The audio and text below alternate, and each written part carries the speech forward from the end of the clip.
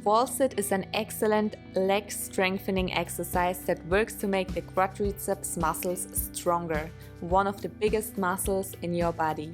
The exercise is characterized by the two right angles formed by the body, one at the hips and one at the knees. Wall sit exercises are great for sculpting the thighs, hips, calves and lower abs.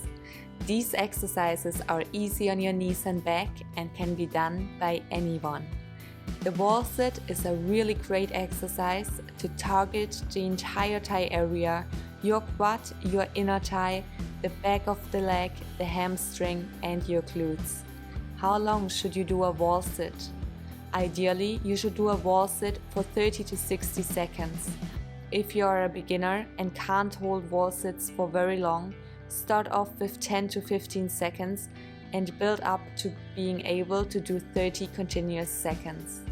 You're just going to find a wall, you're going to come into a squat position, your feet are going to be out, your knees are aligned with your ankles and you're going to push your weight back into the wall.